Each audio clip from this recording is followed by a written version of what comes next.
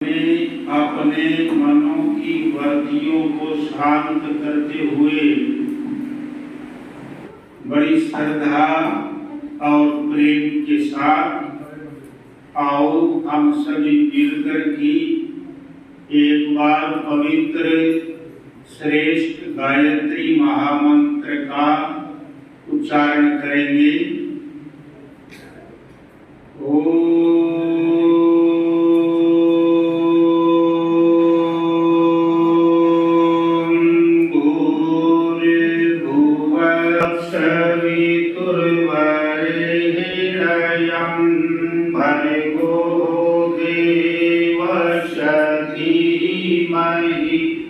धियो यो नः प्रचोदयात्। स्वस्ति पन्था मनुजमसाभिव पुनर्दत्ता गन्ता जानता संगमे। आदर और सम्मान इस समाज के सम्माननीय संरक्षक महोदय श्री भारत भूषण आनंद जी, सम्माननीय इसी आर्य समाज के प्रधान श्रीमान विशन भारती जी, सम्माननीय हमारे आज के दोनों अतिथि महानुभाव जो कि नगरी पैरोल से पधारे हुए हैं, सम्माननीय मास्टर मदन लाल जी गुप्ता जी, और इस कार्यक्रम को बहुत ही अच्छे प्रकार से संचालित करने वाले सम्माननीय श्री सुनील कुमार जी, आर्य समाज के अन्य सभी अधिकारीगण, सदस्य महानुभाव, और मेरे सामने बैठे हैं श्री रमेश जी भारती जी, अक्षय भारती जी, और हमारी समाज के सम्माननीय विद्वान पुरोहित जिनका हमने अभी अभी भजन सुना, श्री मनोहर लाल जी, मेरी पूजा और सत्कार के योग्य वंदनीय पूजनीय मातृशक्ति सभी धर्म अभिलाषी महानुभाव, प्यारे बच्चों, क्या बन जाता है? देवता बन जाता है। अपने कर्मों के कारण देवता कहलाता है। और ये बात आज नहीं है, आज से लाखों साल पहले रामायण में भी आप देखते हो, रामचंद्र जी कर्मों के कारण क्या कहलाते हैं? देवता कहलाते हैं। आज हम उनको याद करते हैं, उनकी याद में रामलीलाएं खेली जाती हैं, उनका जन्म दिवस रामनवमी के रूप में बड़े धूमधाम और उत्साह के साथ में मनाया जाता है। आज हर माताएं, हर पिता, हर मेरी बहनें कैसा पुत्र चाहती है? अपने कोई माता बहन चाहती है कि हमारे घरों में रावण जैसा? चिंतन करो, रावण के पास में क्या कमी थी? वो भी लंका का राजा था, उसकी लंका सोने की थी, वो धनपति था, विद्वान भी था, लेकिन उसमें एक कमी थी, एक ही कमी थी उसमें, और वो कमी क्या थी? उसने माता सीता का अपहरण किया। इस वजह से आज से देखो लाखों वर्ष पहले से लेकर के आज तक हम जब दशहरे का पर्व मनाते हैं तो बोलो रावण को जलाते हैं या नहीं जलाते? रावण को जलाते। ये रावण हमें शिक्षा देता है, दशहरा हमें शिक्षा देता है। क्या शिक्षा देता है? कि हमारे अंदर भी किसी प्रकार की बुराइयां, कोई दुर्गुण, दुर्व्यसन ना।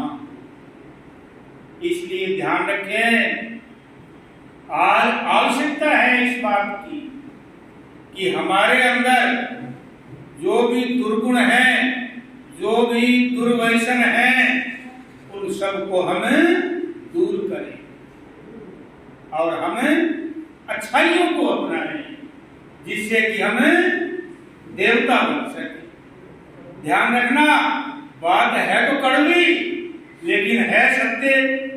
क्यों?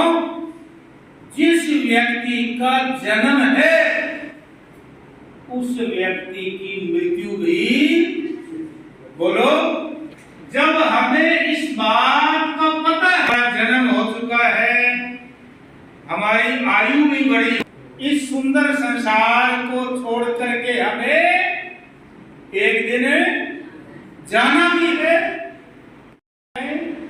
अधर्म के कार्य हम क्यों करें, हम पाप के कार्य क्यों करें? हमें निरंतर अच्छे ही अच्छे कार्य करने चाहिए। ध्यान रख लेना, जो व्यक्ति अच्छे कार्य करता है, श्रेष्ठ कार्य करता है, उसकी कभी मृत्यु होती नहीं है। मृत्यु किसकी होती है? मृत्यु तो इस भौतिक शरीर की होती है। ये भौतिक शरीर है, ये नष्ट हो जाता है, अग्नि में इसको जला दिया जाता है, लेकिन व्यक्ति का जो यश रूपी शरीर है, कीर्ति रूपी शरीर है, वो हमेशा हमेशा जीवित रहता है। क्या कोई कह सकता है आज भारतवर्ष में रामचंद्र जी जीवित नहीं है, योगी राज श्री कृष्ण जी महाराज जीवित नहीं है, महर्षि स्वामी दयानंद सरस्वती जी महाराज जीवित नहीं है, सरदार भगत सिंह जीवित नहीं है, और अपने भूतपूर्व प्रधानमंत्री हुए थे लाल बहादुर शास्त्री, सुभाष चंद्र बोस, क्या हम कह सकते हैं कि आज ये जीवित नहीं है?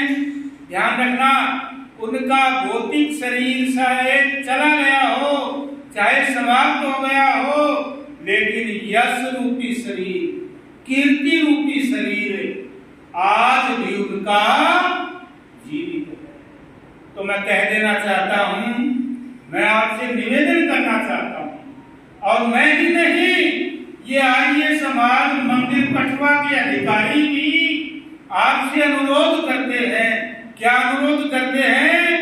कि आप में जो भी दुर्गुण है, दुर्व्यसन है, बुराइयां हैं, उन सबको छोड़ दीजिए, अच्छाइयों को अपनाइए और देवता बनिए। हमें राक्षस नहीं बनना है, हमें देवता बनना है। आगे बढ़ती रहनी चाहिए। अब मैं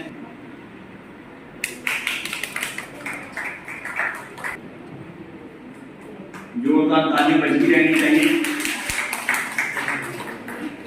आचार्य जी से निवेदन करता हूँ कि श्रावणी कथा का शुभारंभ करें। जोरदार ताली से अभिनंदन।